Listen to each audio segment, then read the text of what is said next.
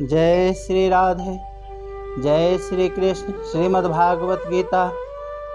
मैं प्रतिदिन आप लोगों को गीता का शुरू से अंत तक श्लोक सुनाता हूँ। अभी तो मात्र 30 श्लोक ही आप लोगों को सुना चुका हूँ। आगे 31वां श्लोक सुनाऊंगा आज। कल मैं आपको अर्जुन के मन में कुटुंबियों को मारने का शौक था और गुरुजनों के मारने के पाप का भय था। अर्थात यहाँ कुटुंबियों का वियोग हो जाएगा तो उसके अभाव में दुख पाना पड़ेगा, यह शोक था। और परलोक में पाप के कारण नरक आदि का दुख भोगना पड़ेगा, यह भय था। अतः भगवान ने अर्जुन का शोक दूर करने के लिए प्रकरण कहा और अब अर्जुन का भय दूर करने के लिए भगवान ने अर्जुन का शोक दूर करने के लिए 11वें से 30वें श्लोक तक का प्रकरण कहा। और अब अर्जुन का भय दूर करने के लिए छात्र धर्म विषयक आगे का प्रकरण आरंभ करते हैं। तो आप लोग शुरू से अंत तक गीता जी को सुने और पुण्य के भागी बने और चैनल को सब्सक्राइब करें ताकि प्रतिदिन आप लोगों तक गीता जी का श्लोक और उसका पूर्ण अर्थ विस्तार पूर्वक आप लोगों को सुना सकूं। भगवान कहते हैं, स्वधर्ममपि चावेक्षयः न विकम्पितुमर्हसि धर्मयाधदिह्युद्धः दाचच्छ्रेयो नयतक्षत्रियस्य न विधते। पहले 2 श्लोक में युद्ध से होने वाले लाभ का वर्णन करते हैं। अब स्वधर्ममपि चावेक्षय न विकम्पितुमर्हसि, अर्थात यह स्वयं परमात्मा का अंश है। जब यह शरीर के साथ तादात्म्य कर लेता है तब यह स्व को अर्थात अपने आप को जो कुछ मानता है उसका कर्तव्य स्वधर्म कहलाता है। जैसे कोई अपने आप को ब्राह्मण, क्षत्रिय, वैश्य अथवा शूद्र मानता है तो अपने अपने वर्णोचित कर्तव्यों का पालन करना उसका स्वधर्म है। कोई अपने को शिक्षक या नौकर मानता है तो शिक्षक या नौकर के कर्तव्यों का पालन करना उसका स्वधर्म है। कोई अपनों को किसी का पिता या किसी का पुत्र मानता है तो पुत्र या पिता के प्रति किए जाने वाले कर्तव्यों का पालन करना उसका स्वधर्म है। यहाँ क्षत्रिय के कर्तव्य कर्म को धर्म नाम से कहा गया है। क्षत्रिय का खास कर्तव्य कर्म है युद्ध से विमुख न होना। अर्जुन क्षत्रिय है, अतः युद्ध करना उसका स्वधर्म है। इसलिए भगवान कहते हैं कि अगर स्वधर्म को लेकर देखा जाए तो भी छात्र धर्म के अनुसार तुम्हारे लिए युद्ध करना ही कर्तव्य है। अपने कर्तव्य से तुम्हें कभी विमुख नहीं होना चाहिए। धर्म या धीदः युद्धदा चच्छ्रेयोनन्यः तक्षत्रियस्य न विधते। धर्ममय युद्ध से बढ़कर क्षत्रिय के लिए दूसरा कोई कल्याणकारक कर्म नहीं है। अर्थात क्षत्रिय के लिए क्षत्रिय के कर्तव्य का अनुष्ठान करना ही खास काम है। गीता 18वें अध्याय के 43वां श्लोक। ऐसे ही ब्राह्मण, वैश्य और शूद्र के लिए भी अपने अपने कर्तव्य का अनुष्ठान करने से ही सिवाय दूसरा कोई कल्याणकारी कर्म नहीं है।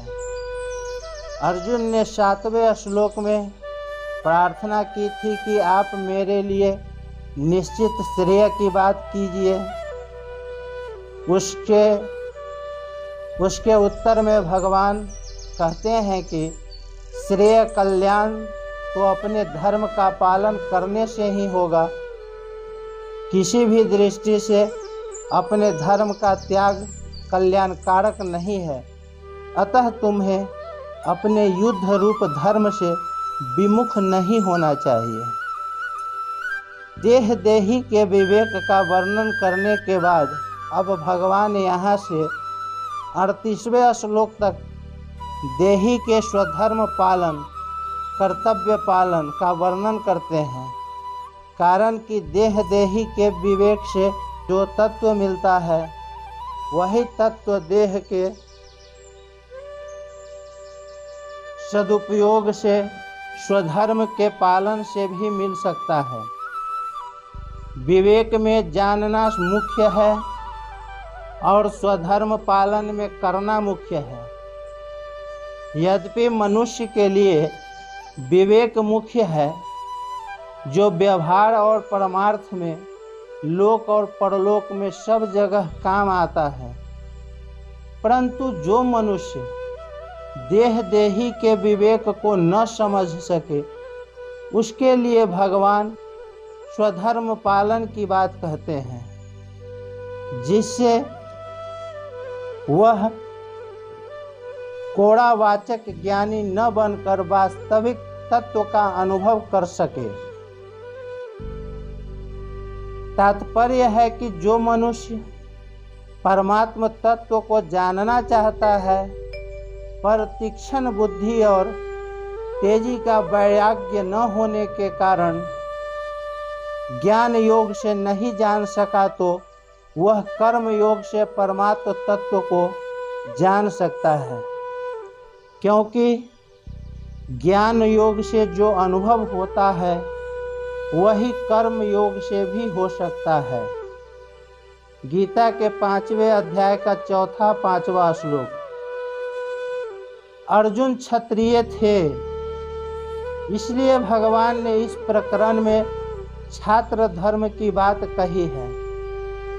वास्तव में यहाँ छात्र धर्म चारों वर्णों का उपलक्षण है, इसलिए ब्राह्मणादि अन्य वर्णों को भी यहाँ अपना अपना धर्म कर्तव्य समझ लेना चाहिए। गीता के 18वें अध्याय का 42वां, 43वां और 44वां श्लोक। स्वधर्म को ही स्वभावजन कर्म, सहज कर्म, स्वकर्म आदि नामों से कहा गया है। स्वार्थ, अभिमान और फलेच्छा का त्याग करके दूसरे के हित के लिए कर्म करना स्वधर्म है। स्वधर्म का पालन ही कर्म योग है।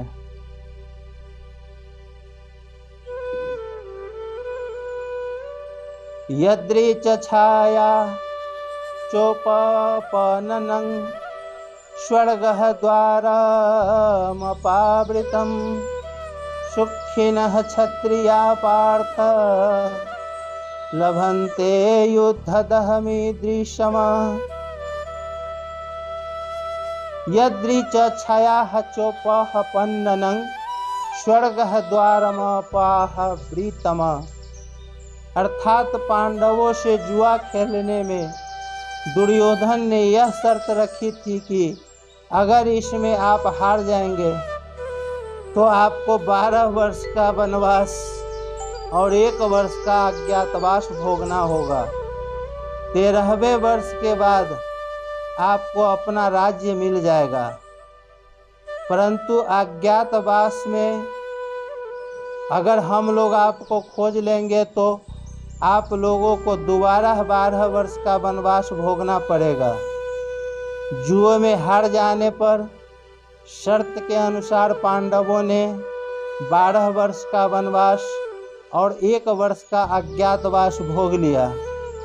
उसके बाद जब उन्होंने अपना राज्य मांगा तब दुर्योधन ने कहा कि मैं बिना युद्ध किए सुई की तीखी नोक जितनी जमीन भी नहीं दूंगा। दुर्योधन के ऐसा कहने पर भी पांडवों की ओर से बार बार संधि का प्रस्ताव रखा गया, पर दुर्योधन ने पांडवों से संधि स्वीकार नहीं की। इसीलिए भगवान अर्जुन से कहते हैं कि युद्ध तुम लोगों को अपने आप प्राप्त हुआ है। अपने आप प्राप्त हुए धर्ममय युद्ध में जो क्षत्रिय शूरवीरता से लड़ते हुए मरता है उसके लिए स्वर्ग का दरवाजा खुला हुआ रहता है। सुखी नः क्षत्रिया पार्थ लभन्ते युद्धधः मीदृशमः। ऐसा धर्ममय युद्ध जिनको प्राप्त हुआ है वे क्षत्रिय बड़े सुखी हैं। यहाँ सुखी कहने का तात्पर्य है कि अपने कर्तव्य का पालन करने में जो सुख है वह सुख सांसारिक भोगों को भोगने में नहीं है। सांसारिक भोगों का सुख तो पशु पक्षियों को भी होता है। अतः जिनको कर्तव्य पालन का अवसर प्राप्त हुआ है उनको बड़ा भाग्यशाली मानना चाहिए।